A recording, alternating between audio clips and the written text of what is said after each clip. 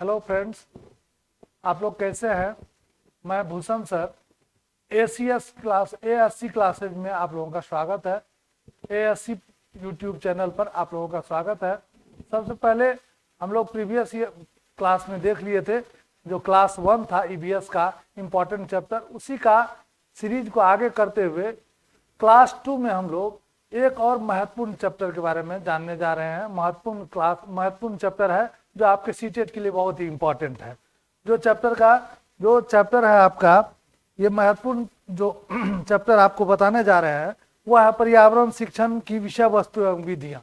ये तो क्लास दूसरा है और बहुत ही इम्पोर्टेंट क्लासेज ये होने जा रही है और बहुत ही इम्पोर्टेंट क्लास है आपके आने वाले दिसंबर के सीटेट के लिए। बहुत ही इम्पोर्टेंट क्लास है। तो हम लोग देखते हैं कि इस चैप्टर, सबसे पहले आप लोग ईवीएस पढ़ रहे होंगे या ईवीएस पढ़ रहे हैं, तो ईवीएस में आप जानते होंगे कि ईवीएस को सबसे पहले जो है ईवीएस को हम लोग जानते हैं वो एनसीएफ के द्वारा जानते हैं। और ईवीएस का जो शिक्षण है या ईवीएस का जो पेडागोजी है, ईवीएस का जितने भी पेडागोजी है वह कई एनसीएफ के द्वारा इसको निर्धारित किया, इसके सब्जेक्ट को, विषय को निर्धारित किया गया है। आप लोग जानते होंगे कि ईवीएस जो है, ईवीएस मुख्य रूप से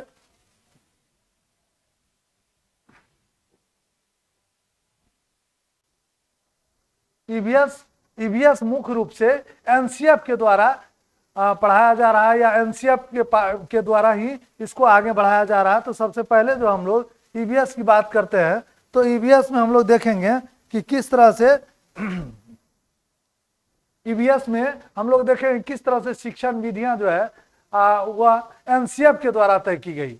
सबसे पहले जो हम बात करते हैं वह बात करते हैं कि एनसीएफ 2005 का, और एनसीएफ 2005 से पहले भी 2 या 3 एनसीएफ आ चुका था, जिसमें 1975 एनसीएफ, 1988 एनसीएफ, 2000 एनसीएफ, और ये जो एनसीएफ है वह 2005 के द्वारा अभी हम लोग आगे बढ़ रहे हैं। तो एनसीएफ, जो भी एनसीएफ बना आज तक, वह एनसीएफ में जो हमारे ईवीएस का जो पाठ्यक्रम है या ईवीएस के जो चैप्टर है, वह विषय जो है, विषय वस्तु जो है वह अलग अलग तय की गई। जैसे हम लोग कह सकते हैं एनसीएफ जब 1975 में एनसीएफ बना तो उस एनसीएफ में सबसे पहले प्राकृतिक विज्ञान और सामाजिक विज्ञान को जोड़कर पढ़ाया जा रहा था। लेकिन जैसे ही एनसीएफ 2088 आया तो ऐसा 88 में यह अनुशंसा की गई कि उसमें और आगे की विषयों को जोड़ा जाए। तो एनसीएफ 1988 का एनसीएफ जो है उसमें रिकमेंड किया गया, लेकिन उस समय में भी एनसीएफ में प्राकृतिक विज्ञान और सामाजिक विज्ञान विषयों को ही शामिल रहने दिया गया। अब उसके बाद एनसीएफ 2000 आ जाता है। तो एनसीएफ 2000 जब आया तो उस समय में भी यह रिकमेंड किया गया, यह अनुशंसा की गई कि पहले जो प्राकृतिक विज्ञान और सामाजिक विज्ञान को जोड़कर एनसीएफ में पढ़ाया जा रहा था, उसको उसके साथ साथ विज्ञान को भी, तीनों सब्जेक्ट को एकीकृत करके एक मल्टीडिसिप्लिनरी अप्रोच के रूप में इसको पढ़ाया जाए।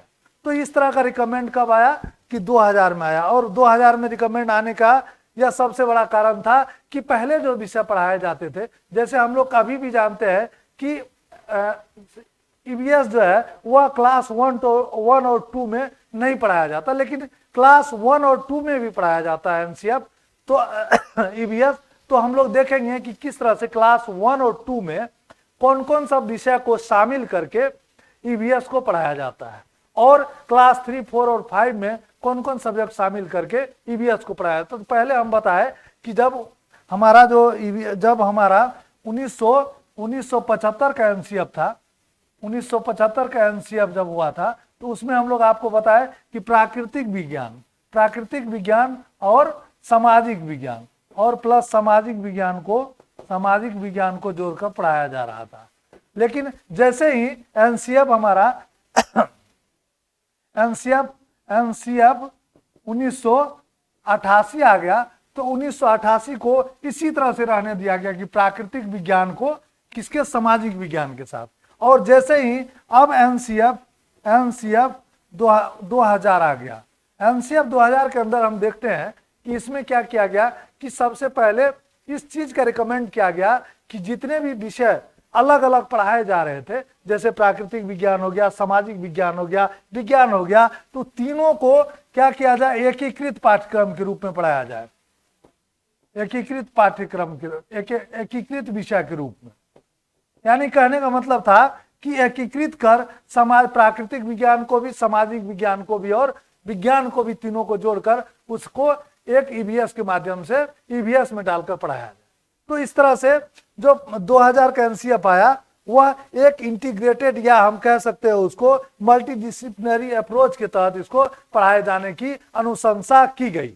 ठीक है, तो 2000 में यह अनुशंसा की गई, जिससे क्या होगा कि जिससे ये हुआ कि 1 और 2 और 3 और 1 और 2 के साथ साथ 3, 4 और 5 में भी इसी एनसीएफ के द्वारा या 2000 के एनसीएफ एकीकृत पाठ्यक्रम के रूप में या एकीकृत विषय के रूप में पढ़ाने की बात शुरू हो गई।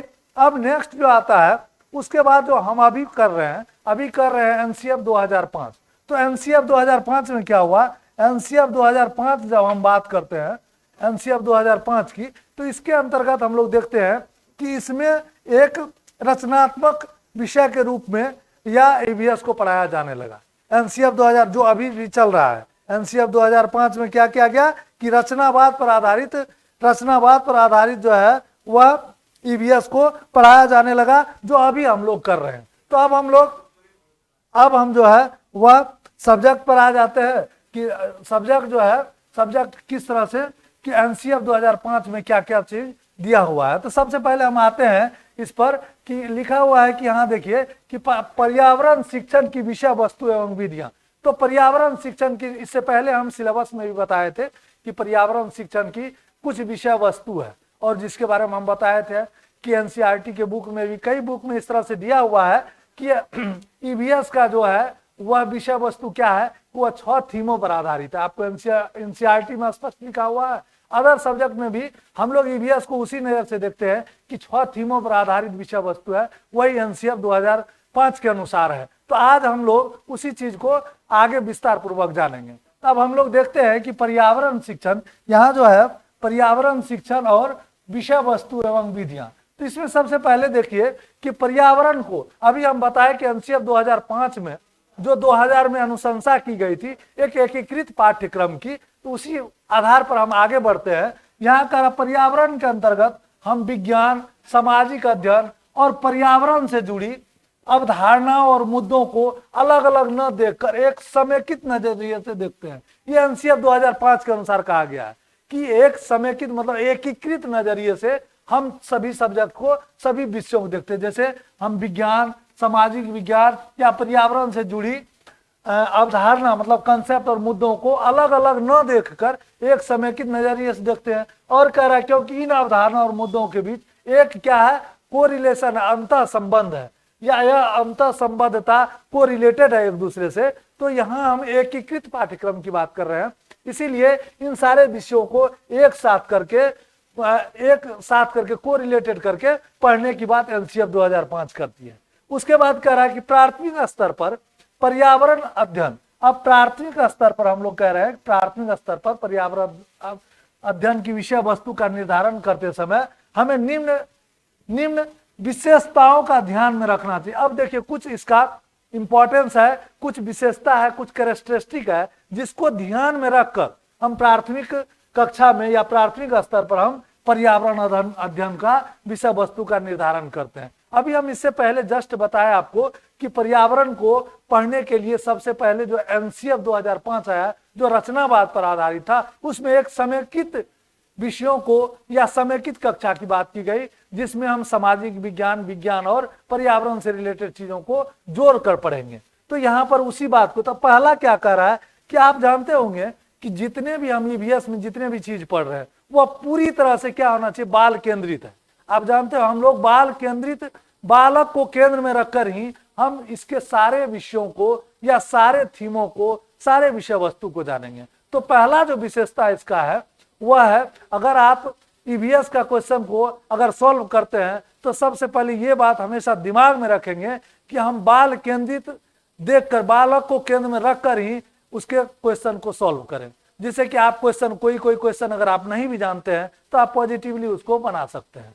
ठीक है, तो यहाँ पर पहला जो इसका कैरेक्टरिस्टिक है या विशेषता है वह है कि विषय वस्तु बाल केंद्रित होनी चाहिए।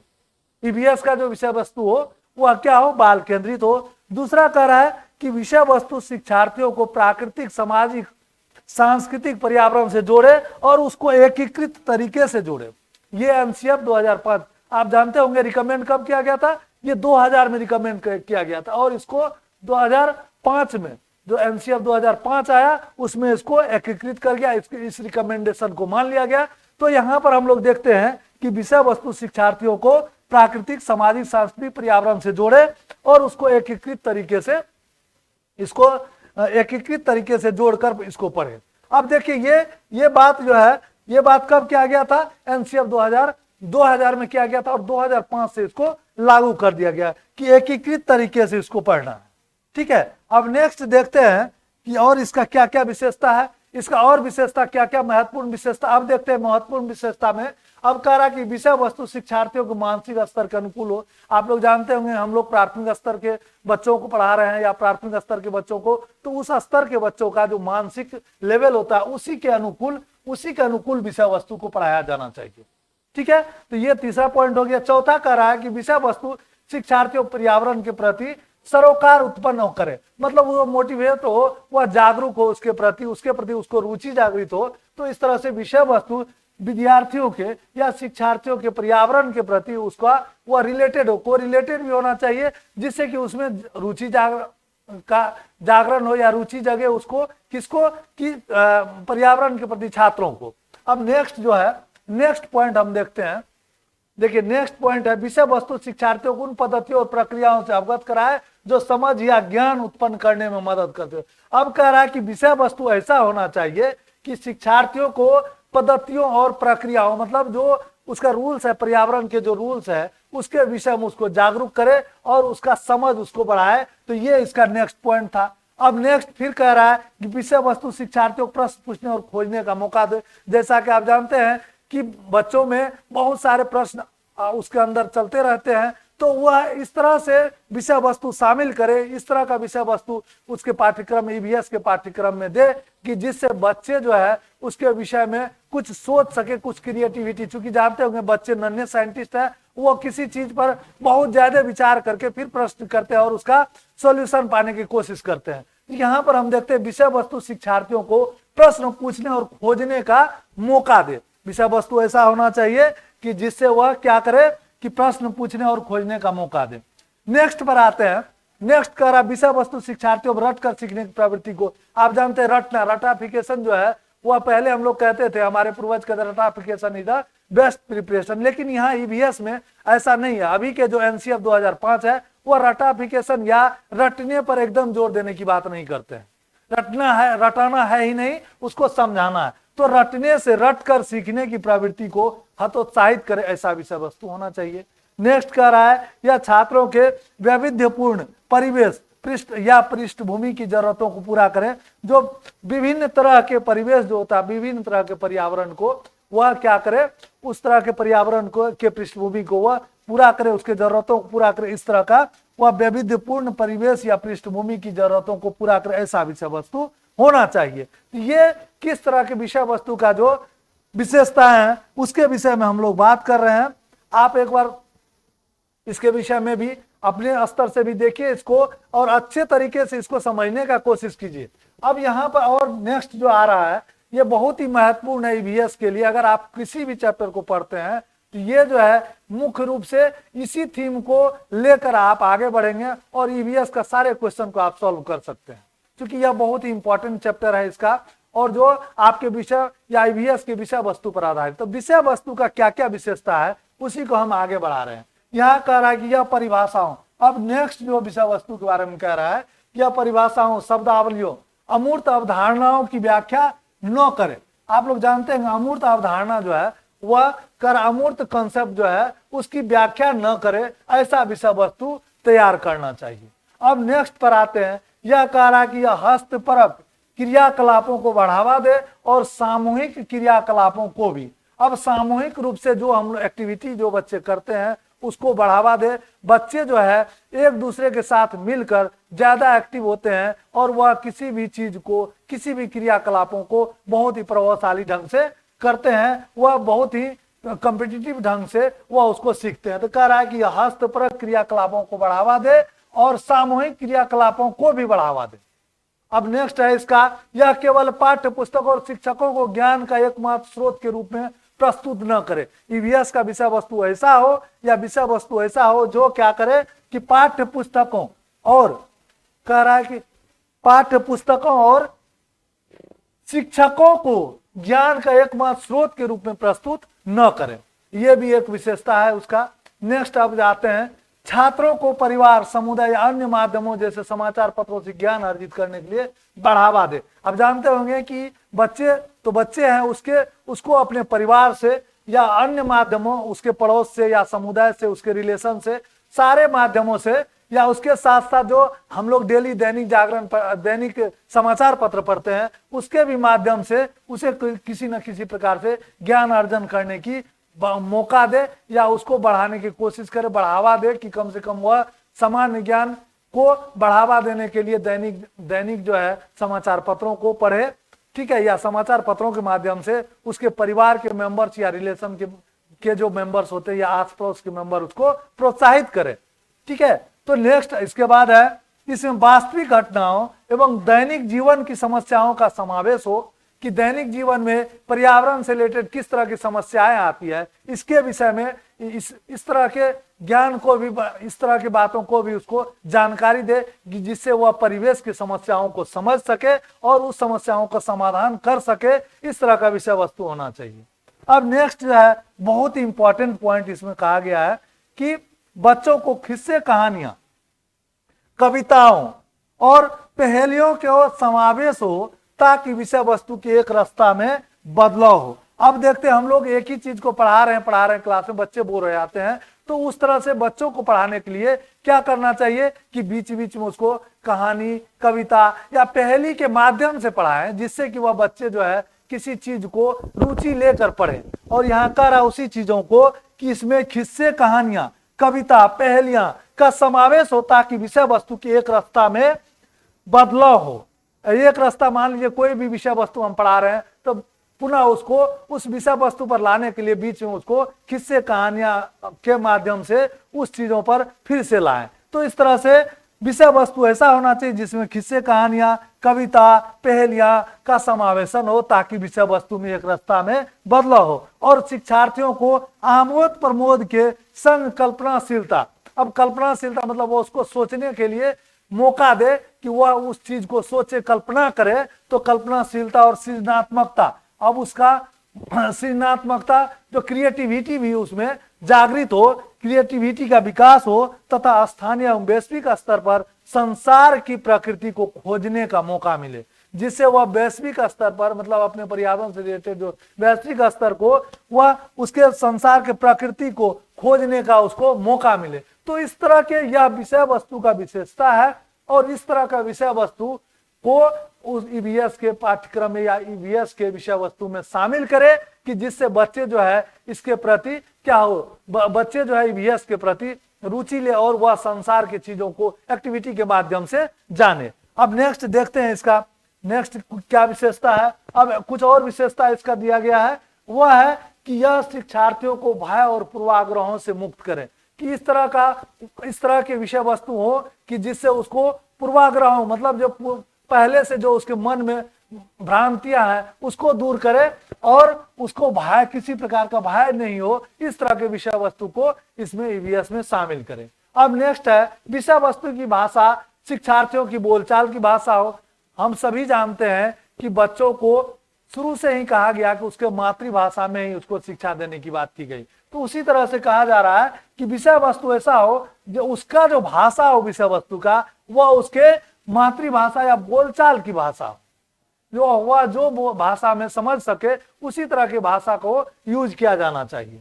अब उसके बाद है, अब देखिए एनसीएफ 2005 में ये चीज एकदम स्पष्ट है, लिखा बोझ के बिना सिखाए, मतलब बोझ के बिना सिखाए अर्थात या बोझ के बिना सिखाए मतलब कहने का है कि बोझ के बिना बर्डन का जो है वह शिक्षा ले, इस तरह की बात कह रहा है कि बोझ के बिना सिखाए अर्थात अबोध गम्य अवधारणाओं को कम करे, मतलब उसको ज्यादा प्रेशर देकर किसी चीज को नहीं सिखाया जाना चाहिए, इस तरह का वह विषय वस्तु होना चाहिए। तो ये विषय वस्तु जो है इस तरह के विषय वस्तु को ईवीएस के पाठ्यक्रम में या ईवीएस में शामिल करने की बात की जा रही है। यह कब हो रहा है? यह एनसीएफ 2005 के से करने की बात की जा रही है। तो आज जो हम एनसीएफ पढ़ा रहे हैं या आज जो एनसीएफ हम लोग देख रहे हैं वो एनसीएफ 2005 के अनुसार ही ईवीएस के विषय वस्तु को रखा गया है और उसी के अनुसार हम लोग ईवीएस के को पढ़ रहे हैं। तो आगे हम लोग कहते हैं, अब देखिए यहाँ आ भी गया एनसीएफ 2005।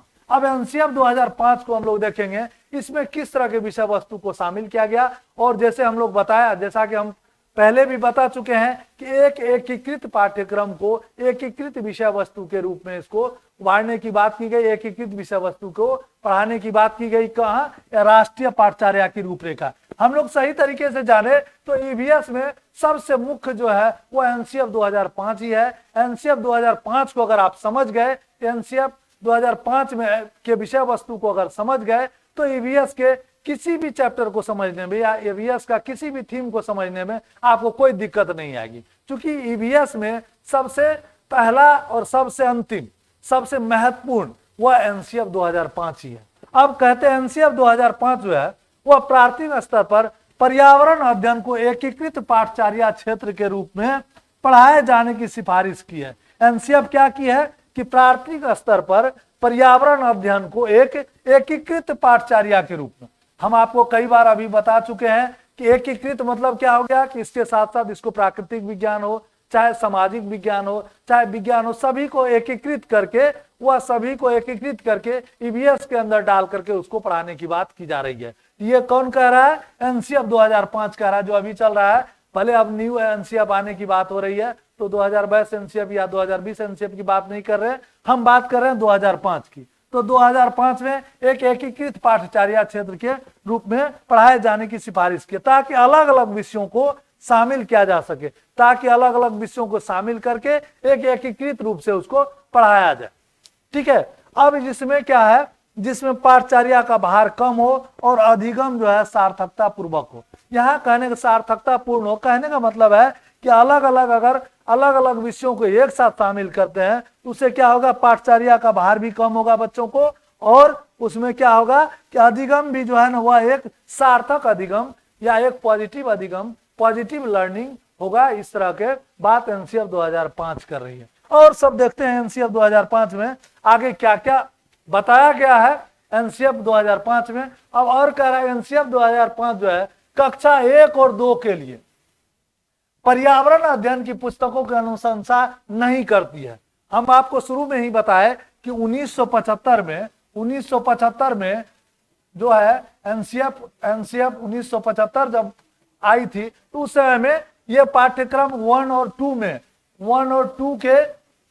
और 2 क्लास में भी इसको किसको ईवीएस को पढ़ाने की बात की गई थी, ईवीएस को पढ़ाने की बात की गई थी। लेकिन जैसे ही धीरे धीरे एनसीएफ दूसरे एनसीएफ आगे आया, जैसे 1988 आया, फिर 2000 आया, तो उस समय में अब और उसके बाद वह जब एकीकृत पाठ्यक्रम हो गया तो क्लास 1 और 2 में, लेकिन एक तरह से हम लोग अगर कहें तो एनसीएफ को क्लास 1 और 2 में भी पढ़ाया जाता है। कैसे, हम अभी बताते हैं आपको कि कह रहा है कि उन्हें यहाँ पे कह रहा है कि एनसीएफ 2005 में कक्षा 1 और 2 के लिए पर्यावरण अध्ययन की पुस्तकों का अनुशंसा नहीं करती है। लेकिन 1 और 2 में हम देखते हैं कि हिंदी, आप लोग अगर इनडायरेक्टली अगर देखें, हिंदी इंग्लिश एवं मैथ, हिंदी इंग्लिश और मैथ की अगर पुस्तकों को हम देखें जो क्लास 1 और 2 की है, तो उसमें बहुत सारे ऐसे कार्टून दिए गए हैं। खास करके मैथ्स में भी ऐसे कार्टून दिए गए हैं, और वह कार्टून किस पर आधारित है, पेड़ पौधे आदि पर आधारित है, जो इंटर रिलेटेड रहता है, वह इंटर रिलेटेड मैथ से रिलेटेड रहता है। तो इस तरह से क्लास 1 और 2 में भी इनडायरेक्टली जो है वह ईवीएस की पढ़ाई होती है। लेकिन एनसीएफ 2005 यहाँ कह रहा है कि क्लास 1 और 2 के लिए पर्यावरण अध्ययन की पुस्तकों का अनुशंसा नहीं करती है, क्योंकि इस स्तर के शिक्षार्थी अपने परिवेश समुदाय से संदर्भित करा, परिवेश या समुदाय से संदर्भगत अधिगम प्राप्त करते हैं। ठीक है। तो रियल में हम कहते हैं कि उसको इनडायरेक्टली पढ़ाया जाता है, लेकिन एनसीएफ 2005 में इस तरह का वर्णन नहीं करता है, लेकिन इनडायरेक्टली हम लोग 1 और 2 में भी बच्चे को ईवीएस पढ़ाते हैं। ठीक है, नेक्स्ट आता है, देखिए अब नेक्स्ट पॉइंट कर रहा है कक्षा 3 और 5। अब कक्षा 3 और 5 की बात जब हम करते हैं, कक्षा 3 और कक्षा 5 की बात जब हम करें, तो कक्षा 5 और 3rd, कक्षा 3rd और 5th में 3 से 5, अब 3-5 तक के पर्यावरण, इसमें क्या सवाल आता है, कक्षा 3 से 5 मतलब कहने का कक्षा 4 भी आएगा, कक्षा 3, 4 और 5, ये तीनों कह रहा है कि एनसीएफ 2003 कक्षा 3-5 तक के पर्यावरण अध्ययन को 6 थीमों या विषयों पर विषय वस्तु में विभाजित करती है, क्योंकि ये बच्चे का स्थानीय परिवेश को जोड़ने और समझने के अंतर संबंध स्थापित करते हैं। यही 6 थीम है जिसके विषय में हम बात कर रहे हैं कि 6 थीम है जिस पर पूरी तरह से ईवीएस आधारित है। आप अगर किसी का भी, आप अगर सीटेट में ईवीएस का सिलेबस को अगर उठा के देखते हैं तो उसमें सिर्फ लिखा हुआ है कि 6 थीमों पर आधारित ईवीएस का सिलेबस है। तो मुख्य रूप से इसी 6 थीमों की बात हो रही है और वह 6 थीम आपको सिलेबस में भी बता चुके हैं, हम अभी भी उसकी चर्चा करेंगे। तो ये कह रहा है कि जो उसको अंतर संबंध स्थापित करते हैं वह 6 थीम है, निम्न है। अब 6 थीम निम्न है, हम बताते हैं 6 थीम कौन कौन सब है। अब देखिए 6 थीम में पहला जो थीम है, पहला थीम आपका आ जाता है, वह है क्या है, पहला थीम वह है परिवार एवं मित्र। पहला जो थीम है, हम कहते हैं जब बच्चे जन्म लेते हैं तो सबसे पहले वह कहाँ जाते हैं, परिवार में जाते हैं और उसके मित्र बनते हैं। मित्र मतलब उसके रिलेटिव है, उसके आस पड़ोस के लोग हैं। ये सबसे पहले क्या होता है, वह परिवार एवं मित्र से मिलते हैं। और परिवार और मित्र में क्या क्या होता है, परिवार और मित्र में क्या होता है, आपसी संबंध होता है। काम और खेल की वजह से आपसी संबंध होता है। काम और खेल, जैसे एक दूसरे से मिलकर काम करते हैं, खेल में वह क्या होता है, परिवार से जुड़ते हैं। फिर उसमें क्या होता है कि जानवर से भी खेलते हैं वे लोग, उसका पेड़ पौधे से रिलेशन होता है। तो इस तरह से ये जो परिवार एवं मित्र है, इसके जो सब थीम है वह क्या हो गया, वह हो गया आपसी संबंध, काम और खेल, जानवर और पौधे। ये इसका 4 उप थीम है, जो थीम 1 के पहला थीम का जो है ये महत्वपूर्ण है। ठीक है, तो इसका क्या है कि आपसी संबंध एक दूसरे से जुड़े रहता है, उसके बाद काम और खेल की वजह से जुड़े रहता है, फिर जानवर को खाना पीना या जानवर से रिलेटेड रहता है, उसके बाद फिर पौधे से रिलेटेड। ये 4, इसके बाद इस थीम में क्या होता है, अब कह रहा है कि इस थीम में और क्या क्या होता है। अब इस थीम में हम लोग देखते हैं इस थीम में और क्या क्या होता है। अभी हम बताया आपको कि परिवार एवं मित्र है, तो ये 4 उप थीम के माध्यम से जुड़े रहते हैं। और इस थीम में क्या क्या होता है कि परिवार क्या होता है, हम लोग जानते हैं कि परिवार जो है, जो रक्त पर आधारित रहता है या रक्त संबंध पर आधारित रहता है, ब्लड रिलेशन पर आधारित रहता है। तो उसमें 2 तरह के मुख्य रूप से परिवार हम लोग जानते हैं। एक है जो न्यूक्लियर फैमिली होता है, एक ज्वाइंट फैमिली। न्यूक्लियर फैमिली मतलब हम लोग कह सकते हैं उसको, परिवार से हम क्या क्या सीखते हैं, परिवार का महत्व क्या है। तो परिवार का तो बहुत महत्व है। आप जानते होंगे कि बच्चे का जो पहला जो पाठशाला होता है वह परिवार होता है, और उसी पाठशाला के माध्यम से बच्चे आगे बढ़ते हैं। तो परिवार यहाँ पे लिखा हुआ है कि परिवार क्या होता है। तो इस थीम में परिवार क्या होता है, या परिवार से हम क्या सीखते हैं, परिवार का महत्व क्या है, कौन कौन लोग क्या क्या काम करते हैं, तब क्या होगा जब लोग अपने अपने कामों को नहीं करेंगे, खेल कौन कौन से होते हैं, जानवरों और पौधों की विशेषताएं और उसका उपयोग आदि विषयों पर चर्चा की गई है। अभी हम बताएं आपको कि परिवार से रिलेटेड ही सब कुछ है। परिवार में हम लोग बहुत सारे चीज को सीखते हैं, परिवार का बहुत महत्व है। इसके साथ साथ कौन कौन लोग क्या क्या काम, परिवार में रहकर लोग बहुत सारे तरह के काम करते हैं, और अपने अपने कामों को अगर नहीं करेंगे वह, तो फिर परिवार नहीं चल पाएगा। चाहे वह एकल परिवार हो, चाहे वह क्या हो, ज्वाइंट परिवार हो या ज्वाइंट फैमिली हो। तो यहाँ पर हम लोग देखते हैं कि न्यूक्लियर फैमिली हो चाहे ज्वाइंट फैमिली हो, दोनों के लिए परिवार का महत्व बहुत ही आवश्यक है, परिवार बहुत ही महत्वपूर्ण। अब उसके बाद कह रहे हैं कौन कौन से खेल होता है, जानवर और पौधों की विशेषताएं, उसका उपयोग आदि विषयों पर चर्चा की गई है। ये सारा चीज किस पर चाहे, यह परिवार और मित्र, परिवार एवं मित्र थीम में ये सारा चीज को जानना है कि किस तरह से परिवार और मित्र में इस तरह के चीजों को रखा गया है। अब नेक्स्ट पर आते हैं, दूसरा थीम देखते हैं। दूसरा थीम कह रहा है यहाँ, अब जब हम देख रहे हैं कि परिवार है मित्र हो गए, तो परिवार में जो सब काम परिवार के अंदर होता है वह किस लिए होता है, वह भोजन के लिए होता है। तो यह अभी अंतर संबंधित है। अब कह रहे हैं कि परिवार हो गया, परिवार हो गए, मित्र हो गए, तो अब क्या होगा, भूखे भजन होत नहीं गोपाला, तो उसके साथ साथ क्या होगा, भोजन होगा।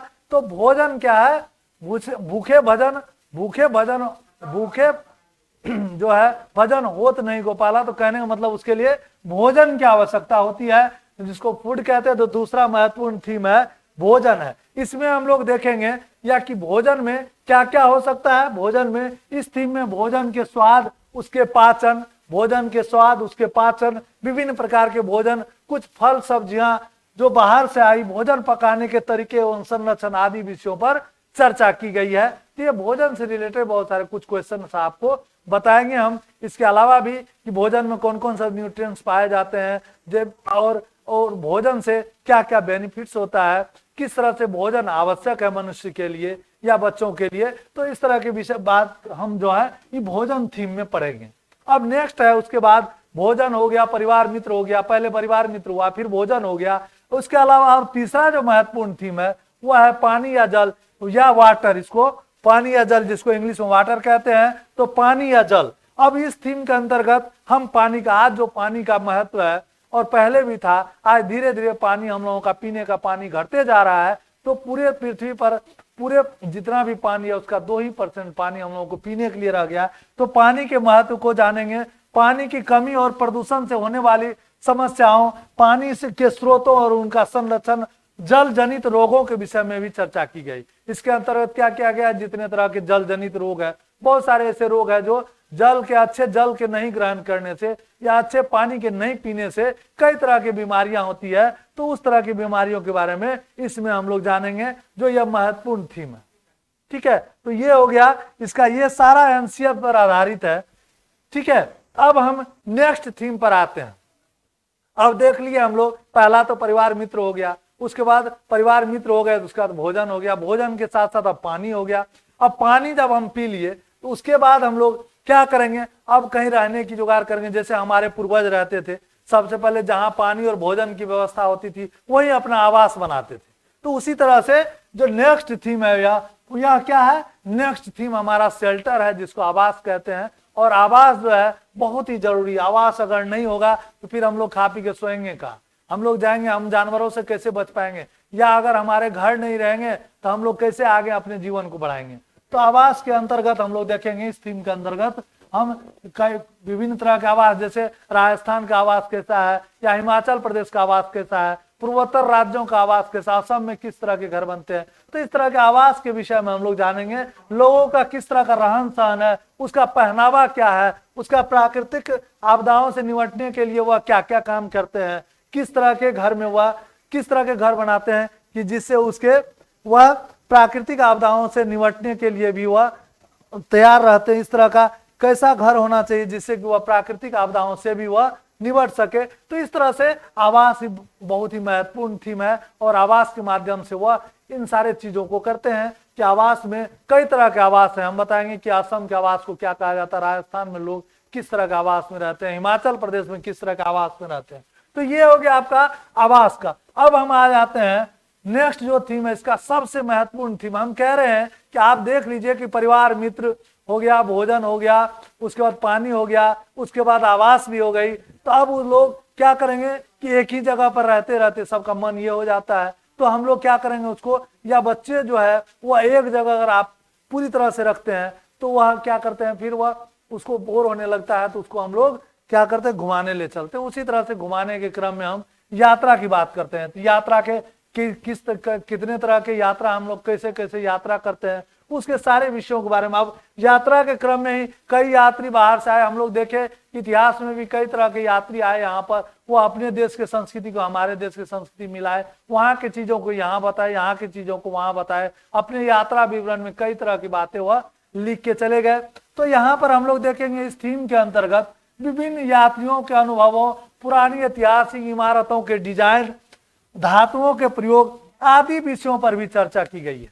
हम लोग जिस तरह से देखते हैं कि वहां जो है, वहां से यात्री आए, मान लीजिए मोरक्को से आए या चाइना से आए, जहां से भी यात्री आते हैं, तो वह वहाँ के अनुभवों को, अपने अनुभवों को यहाँ के अनुभवों से जोड़ते हैं और वहाँ के पुराने ऐतिहासिक इमारतों के डिजाइन को देखते हैं और वह अपने यात्रा वृतांत में लिखते हैं और उसके उस समय में किस तरह के वह वहाँ के किस तरह के धातुओं का प्रयोग करते हैं, यहाँ पर के धातुओं के प्रयोग के विषय में वह चर्चा करते हैं। तो इस तरह से यात्रा के माध्यम से हम लोग देखेंगे कि किस तरह से इस थीम के अंतर्गत में कि जो भी यात्री आए वो अपने अनुभवों को किस तरह से साझा करते हैं अपने यात्रा विवरण के माध्यम से। अब ये इतना थीम हो गया, 5 थीम हम लोग देख लिए इसका।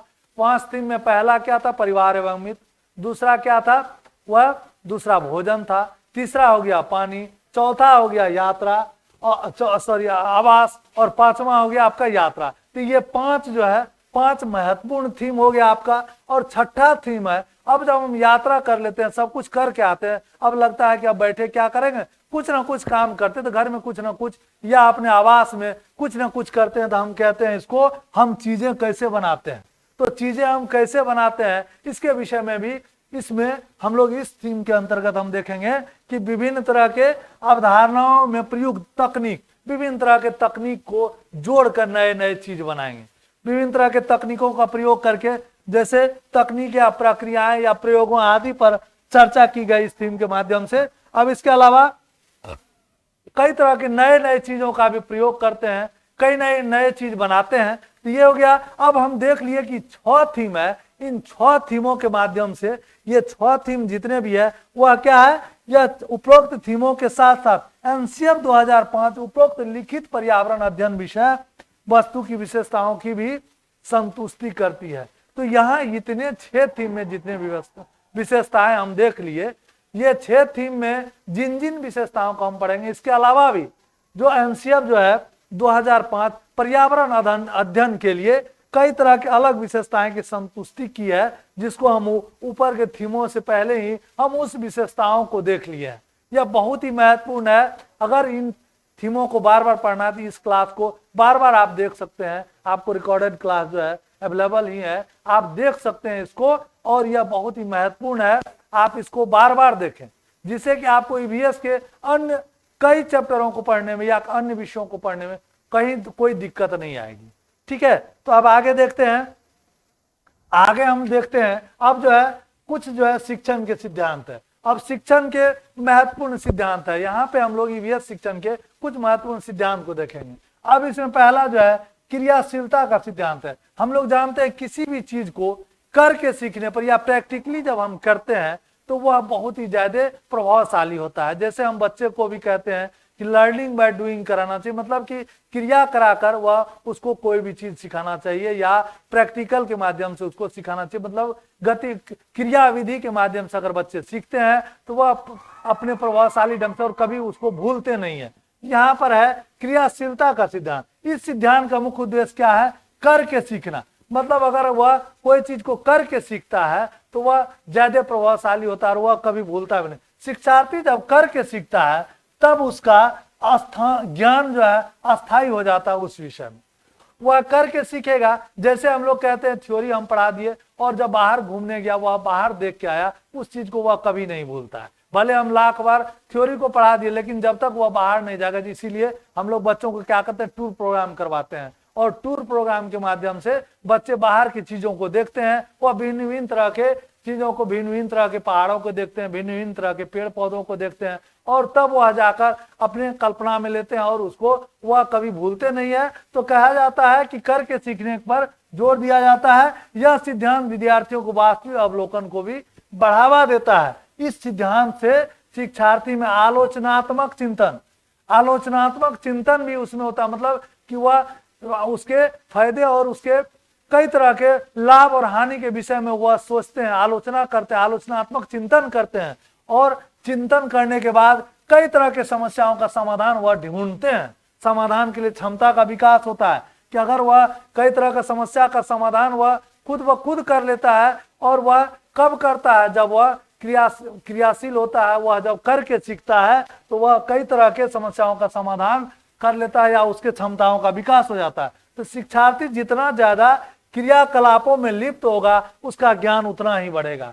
यह सिद्धांत शिक्षार्थियों को प्रत्यक्ष हस्तप्रक अनुभव कराता है, तब यह क्या है, डायरेक्ट अनुभव उसको कराता है जब वह करके सीखता है, डायरेक्ट अनुभव करता है। इससे क्या होता है, वह उसका अधिगम जो है वह सक्रिय एवं सार्थक होता है। लर्निंग जो है वह पॉजिटिव और क्या होता है, बहुत ही ज्यादा प्रभावशाली होता है। तो इससे करके सीखने से क्या होता है, अधिगम सक्रिय एवं सार्थक होता है। इससे शिक्षार्थियों में स्वयं सीखने या स्वाध्याय मतलब कि अपने से सीखने में, उसको अवलोकन करने में, अवलोकन के कौशलों का भी विकास इसके माध्यम से होता है। अतः पर्यावरण की कक्षा गतिविधि आधारित होनी चाहिए।